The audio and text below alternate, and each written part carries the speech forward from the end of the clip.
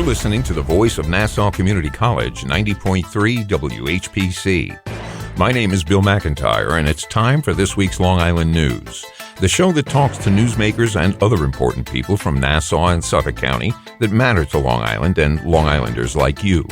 So each week we'll have a conversation about issues that affect all of us.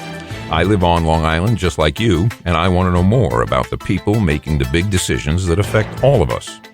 Well, this week, we're going to continue our conversation with those individuals who've declared their candidacy in New York's 3rd Congressional District, which is, of course, the seat currently being held by George Santos. Well, today my guest is Will Murphy, a candidate running on the Democratic ticket. His website says he's not a politician, but he is a husband, a father, a friend, a neighbor, a teacher, and a lawyer. Well, let's learn more from the man himself. Mr. Will Murphy, welcome to this week's Long Island News. Thank you for having me, Bill. So first up, tell us a little bit about yourself.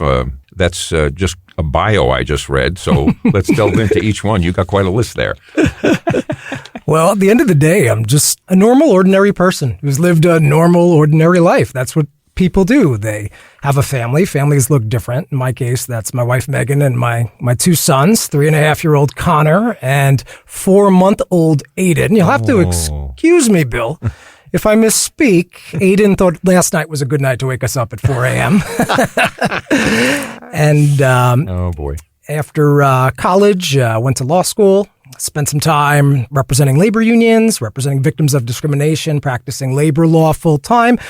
Really found myself, though, having a passion for working with young people. Mm-hmm. And I was that student in the law school classroom who said to himself, you know what, I'm watching these professors and it's not really practicing law that interests me. It's what they're doing that does. And fortunately, after a number of years in practice, I had the opportunity to go teach full time at St. John's University, where I teach undergraduate legal studies. Okay. So a little less intense than the law school environment, working with students who are a little more impressionable, a little more willing to take what you have to offer them. And it's been a blessing. It's been about the best job anybody could ever hope and ask for. Yeah, it sounds like fun. I went back to school late, too. I was in my 50s when I went back to college, and I loved it. And I was also reminded that I was very glad that I wasn't 18 when I was there. I had a great time, really did. And I started here, Nassau Community, which is the best kept secret on Long Island. You can do 2 years here and get an associate's degree and then go to a 4-year school and pay the big money for your last 2 years, but not for your first 2. But shh. Yeah. So let my employer know that. You just, why would you do that? But okay. So now you grew up on Long Island. I did, yes. So I was born in Mineola, Winthrop University Hospital, spent the first few years of my life in Farmingdale, subsequently moved to, you're motioning, Bill, does that mean? I grew up in Farmingdale. You too, huh? Oh, yeah. I live right behind Saran Cadillac today, grew up right by, or lived the first few years of my life, right by the train station in those, right by Elizabeth Garden apartments. Right. But moved to Wheatley Heights for my school, K-12 public school years.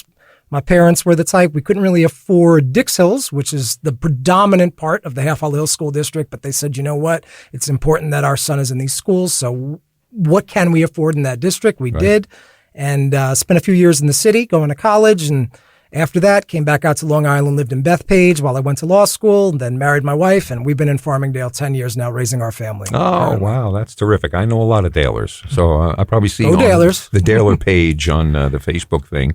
So you're really not a quote-unquote politician. No. So why would you want to get into this fray? And this is quite the fray, right, Bill? So this is like Game of Thrones. This race, I think we have between the Republican primary, the Democratic primary, and there's a Libertarian in the race now. Mm-hmm. We got like 13, 14 candidates. I suspect that will still grow. At the end of the day, look, I'm not a politician, as you've said.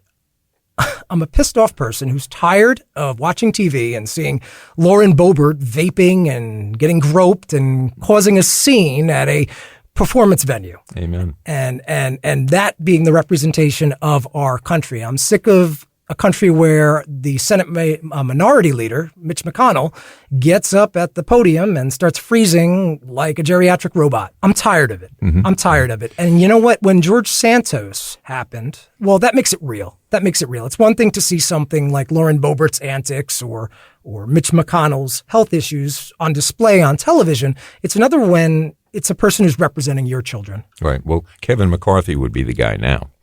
Which is he's probably the main reason we still have George Santos. If there were anyone else in that position with a little more courage, a little more of your attitude, a little more spine, and a little more knowledge of comporting themselves, George Santos would have been gone in 2 days. Absolutely. But he needs the vote. So this is the thing that we keep talking about. And now you have the MAGA Republicans in Congress are going to hold up the defense bill. So we have the tail wagging the dog. And it's only a little piece of the tail, but it's wagging the dog. The rest of us have, I agree with you. I mean, when you see that, and kudos to you for diving in, but the slow lumbering dinosaur that is government can drive you crazy also. It's a big thing to take on. How long would it be, the term? Is it 2 years? It's a 2-year term. So there's been a lot of talk about that. Should it be 2? Should it be 4? The only place they put it to a referendum, I believe, was up in Glen Cove. And the people came back and said, no, it should only be 2. It should stay 2. But I get why they ask, because you may start a bill at the beginning of your term, and it may take you 2 years to get it as advanced as you can, and it may still not pass. So you need the rest of the time or friends who will keep pushing that bill.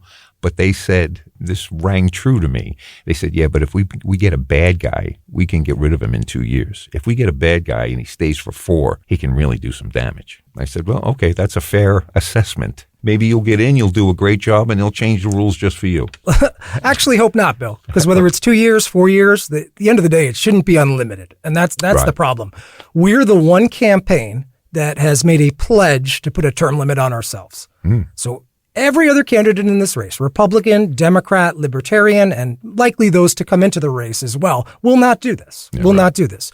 We feel a lot of what's broken lies in the fact that people like Mitch McConnell, but let's be fair, like Dianne Feinstein on my side of the aisle, they go to Washington, and these folks have been there longer than I've been alive. Yeah. And it's not an ageism argument either. It's an argument about getting out of touch with the people on the ground. How often does Mitch McConnell or Dianne Feinstein or any one of these individuals who's been in D.C. for literally decades, again, longer than I've been alive, I'm 40 years old, when's the last time they were in their Senate office in the state or congressional office in state? I was thinking, when was the last time they were in a supermarket? Yeah. So that they would have some idea exactly what you go through when you go shopping. When's the last time they paid for daycare? Bingo. Yeah. Costs more than my mortgage bill. Right. We had George here, by the way, before before it hit the fan. It was pretty interesting because they labeled the title they gave to our talk was that Bill and George have a spirited talk. Because he was just campaigning was all he was doing. Yeah, it was. You can listen to it. It's on a podcast. And again, let's talk about George. What do you think of him? And very clear. It's a disgrace. Kevin McCarthy is a spineless coward for not doing the right thing. And a little bit of inside baseball here, Bill. If Kevin McCarthy actually did the right thing and was a leader and kicked George Santos out, what happens then? It triggers a special election. And let's be honest. What happens if there's a special election? You have Jay Jacobs and Joe Cairo hand-picking the candidates for that. Joe Cairo's not going to pick George Santos. He's probably going to pick Jack Martin, state senator. Right. Jay Jacobs is likely to go back to Tom Suozzi. And I can't dispute that. Spoken to Tom, and maybe a little too long in public service, but Tom is good people. He's done well representing his community. Yeah. But here's the interesting part. Think about that from the perspective of the independent voter that's going to determine the outcome of that special election. They've had it with both parties. So they're looking at two parties they've had it with. And it's easy to say, look, of course they're going to go Democrat because the Republicans, they gave us Santos. But they also kicked him out. They did the right thing. And what's interesting is McCarthy's playing chess. I mean, checkers rather, when he should be playing chess, right? Because if he thought to himself, yeah, I could actually kick this back for a special, and all the unaffiliated independent swing voters out there are going to look at us and say, hey, we did the right thing. I'll keep the seat. Because it's so rare that one of the parties actually does the right thing That's wild, that he would have kept the seat. He would have kept the seat. But beyond that, he's not going to do that. So it's time to move on past Santos. Yes, it's a disgrace. But you know what? I'm the one candidate on the Democratic side. You'll speak to all of us. And I encourage you to ask my opponents about this. Every single one of the prominent candidates on the Democratic side, Anna Kaplan, Josh Lafazan, Zach Malamed, are all lying to the public to raise campaign funds by saying the following line: I am the Democrat running against George Santos. They are all running around saying that. Let's be clear. They're not the Democrat. There's a number of us. Yeah. There's 4 prominent ones, and then there's a few other folks who've officially filed. They just have no public presence, number one. Right. Number 2, we're running against each other. Santos is running against Republican opponents in a Republican primary. Right. And I don't think the best way to replace our district's most notorious liar is with a bunch of lies.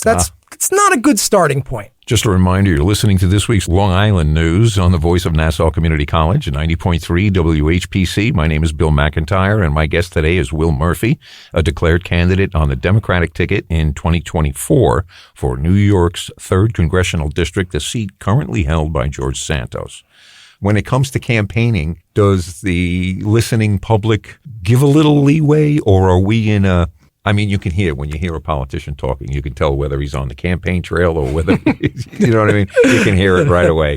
One of the things that I bristle at when I have Republicans come in is to listen to all the Republican Party points and tell them, I don't want to hear those. I've heard those ad infinitum for the last however long.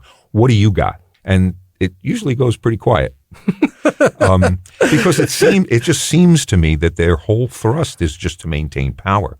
It's never about what are you going to do for me? Just like the Tom Suozzi, you mentioned him before. He's been battling for the last 2 years that he was in there about the SALT deductions. Mm-hmm. That because we didn't vote heartily enough for Donald Trump, he saddled New York with that little ditty that people like to forget. I will never let them forget that because it's not going to be any better if he's got a second go-around. Then we're really going to see more trouble than we saw last time, in my humble opinion. And that's something people need to take into account as well with this race. At the end of the day, there's going to be a presidential election next year, right, Bill? Mm-hmm. So we know what happened in 2020 and in early 2021. Imagine the Republicans had the votes on the House floor to throw out the results of our election. So when that unaffiliated independent voter is sitting there thinking about Republican versus Democrat, regardless of what your ideologies are, I think at the end of the day, we'd probably agree, Bill, that this district calls for a moderate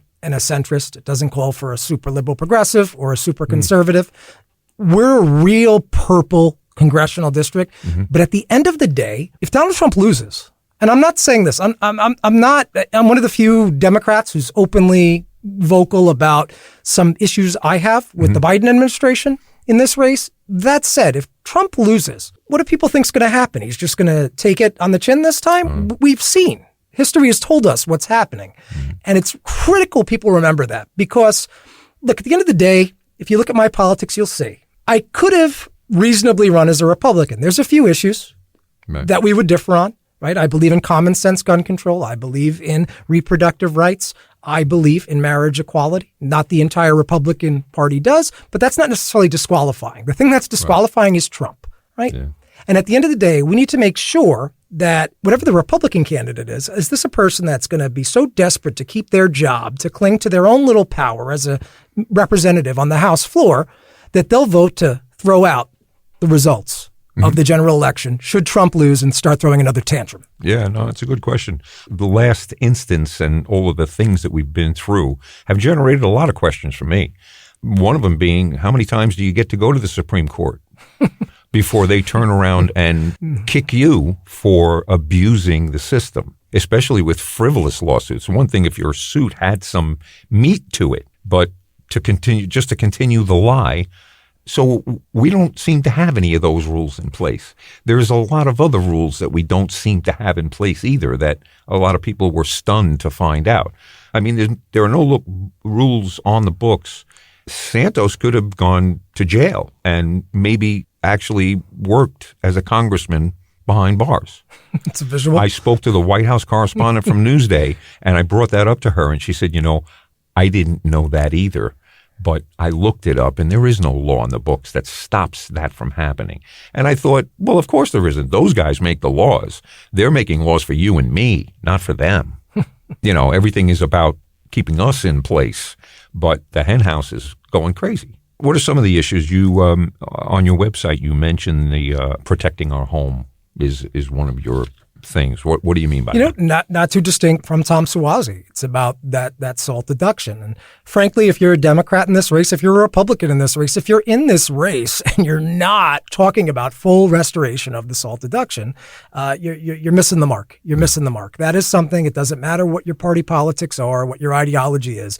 That is something that is hurting every single resident of this district, every single taxpayer of this district, and it's trickling out to the communities. Yeah. Small businesses are hurting because of it. My understanding is real estate is now dipping because of it. Fortunately, our communities are staying relatively safe. Nassau County Police are doing a fantastic job, as are NYPD in the parts of the district in Queens. Schools are still performing well, but you got to wonder, less tax dollars, less vibrant communities supported with a backbone of small business. Yep. At what point does the bottom fall out? The old adage used to be, as a lifelong Long Islander myself, is Grandma and Grandpa pick up and move down to Florida, retire down there. But the kids and the grandkids, they stay here. They live their Long Island experience. Right. Now you see it in reverse. True story. In my very own neighborhood in Farmingdale, Bill, house next to me on one side, it's a couple of empty nesters whose kids in their mid-20s live down in Florida. And guess what? They're going to retire. They're going to go down there and move down there with their children. And their whole life will be there. Right. On the other side, young family, 2 little kids, moving to North Carolina. Can't afford it here anymore. Yeah. Can't afford it here anymore. Mm-hmm. The bottom's going to fall out. And the sad part is this is the best place to live. Yeah. Forget a great place to live, the best place to live. I think we actually have a loggerheads thing happening here because, you grew up in Farmingdale. So did I. We would love to see it stay the same. But it's an unrealistic expectation. It can't. So all you can do is control the way it grows. You can't stop it. And I think there are a lot of people that are resistant to that idea. No, we're going to stop it. We're not going to let that happen. So you say, well, okay, then all the good things that could be coming to these people, you're going to stop those from happening too. The MO for Long Island has seeming to me, and I've been here for a long time, probably almost twice as long as you, is that people make their money in New York and they spend it in other places, like retiring and spending it in Florida. And that MO seems to work for even the politicians of Long Island, because in all the time that they've had, nobody's changing it. It's when a couple, like your mom and dad, when they sell their house, they sold it for X amount of dollars. Now, the person who bought it from them is going to sell it for X amount of dollars times 5, times 6. And the taxes are built on those things. It's almost as though that's beneficial to the money receivers. What happens to the people? That's not my problem. So when you talk about the bottom falling out, the poor kids that graduated from college with $120,000 worth of student debt. I'm one of them, 40 years old, still paying my college loans. There you go. So when I was 18 or 19, those kids graduating from college, they may have a little debt, but it was nothing like that. And they could get a start on their lives. Today, they really can't. Not unless they've got family money, they've got something that's going to help them maintain some kind of lifestyle. But if they're on their own, God bless them. There doesn't seem to be a lot of help in the wings. No, it's tough out there in the real world, Bill. We're the one campaign that lives in the real world. Right, you're doing it.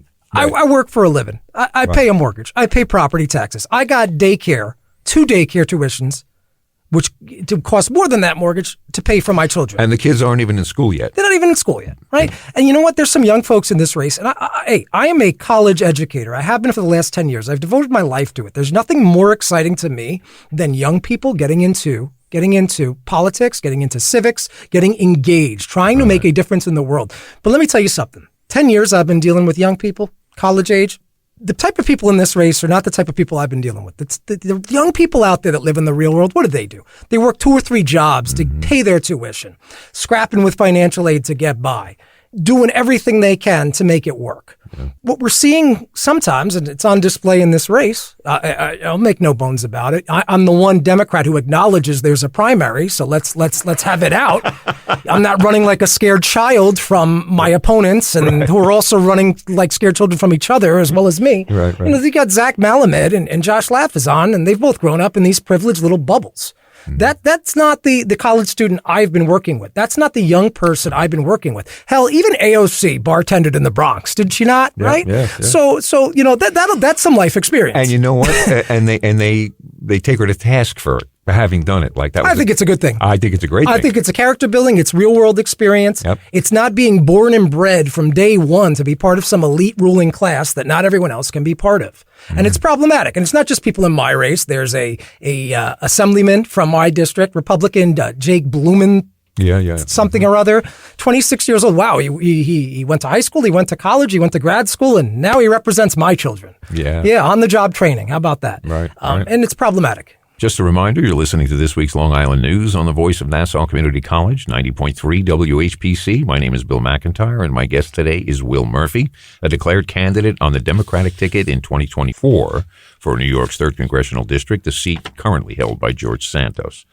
Well, you're going to run into, I think your lifestyle and the things you have to deal with are going to give you ideas as to things that you can do when you get into office, because a lot of those things are totally missed, like the child care thing. And it only really came up during COVID that why is this a female's problem? No, it's an everyone problem. Yeah, but that wasn't the way it was. It kind of addressed. Yeah. Well, she's the mom, so the kids. No, it doesn't work like that, because if mom doesn't go to work, the whole family doesn't do well. Again, when we were kids, one parent had to go to work, and that was enough to pay the mortgage, buy a car, feed your family, do all those things. Now, sometimes two is not even enough. And you may have two breadwinners in the house, but they've both got two jobs. We really shouldn't have to live like that. No. We shouldn't. I challenge my opponents to say, when's the last time you went food shopping? Something like that. What's a gallon of milk cost? It's really funny, right? So Anna Kaplan, she'll be like, oh, I support, women's reproductive rights. I support gun control. I support marriage equality. Yeah, congratulations, Anna. So do all of us. Welcome to the Democratic Party. Right, but I'm still hungry. Yeah. Right. That's not what we're dealing with here. Yeah. But what are your solutions to make that family, those working parents who are having trouble making ends meet? How are you going to make their life better, other than voting yes on a bunch of bills that Democrats all vote yes on? Mm-hmm. Where are your solutions? Well, it would seem that the solution, as it's been for the last 40 years or 50, 60, pick a number, let them move somewhere else. They can't make it here, then they shouldn't be here. Oh, well, that's quite a kick in the butt answer, Yeah, it's a shame. Okay, now, so the second policy you mentioned is protecting our rights, which is an interesting take. In the last 10 years, consumer protections have been, I'll say, shot to hell. That's for sure. Corporations have every advantage. If you buy a product, they can still tell you what you can do with it. If you open up your video game player or whatever and adjust something, it was never like that. You bought something, it was yours. You want to throw it on the train tracks. That's your prerogative. We don't have those things anymore. We really don't. Consumer protections are shot. But when nobody's watching the store, these are the things that happen. They slowly disappear. Yeah, it's we know what? We want to regulate the hell out of small businesses. Mm-hmm. Let's treat Wall Street and Main Street differently. Mm. Let's treat Wall Street and Main Street differently. We've done it. You look at legislation like the FMLA. Wow. Back then, Congress had the foresight to say, you know what, maybe a small business should be treated a little bit different than a major corporation. The fact that they share the same thing in common, which is legal organization as a corporation under law, does not mean they're the same exact thing. Let's treat them different. And we need to stop regulating small businesses or treating them the same as we would Amazon or Walmart. Let's point regulations where they should go. And frankly, a big area for us is pointing regulations at the health insurers, because they're making everyone's life miserable, whether it's the patient, whether it's the doctors, the physicians. Most of them have to sell their practice to Northwell or Optum or someone else because they just can't keep up with it anymore. They're miserable. The patient's miserable. Insurance companies are making out. So, what do you feel of what do you think of the idea of universal health care? I am totally against universal health care. Okay. I am totally against universal because it doesn't work. It's not scalable to a nation of our size. It is not scalable to a nation of our size. Anytime, and frankly, when you go to other nations that have universal health care, whether it's Canada, some European countries, they're all coming here for healthcare and complaining about their own healthcare. In fact, one person I spoke to recently, they're Canadian and they were interested, now an American citizen, but lifelong Canadian. They're like, please don't tell me you're for universal healthcare. Here's what I do think about healthcare. Right? We should have health insurance. But it should be affordable. It should be portable, and it should be comprehensive. Once you have insurers involved, I don't think you can get those other three things because they're going to They're going to instill the rules of capitalism. Get what you can. And so affordable is not going to be on the table. I don't think that's a possibility. I hear your story about universal health care, but I've also heard as many positive stories as you found negative ones. I don't know what the answer is, but if we keep going this way, people are dying because they can't afford health care. People are killing themselves because they can't afford health care, among other and it's things. Tragic. And let's distinguish and differentiate systems that do work and work well, like a Medicaid, from universal health care.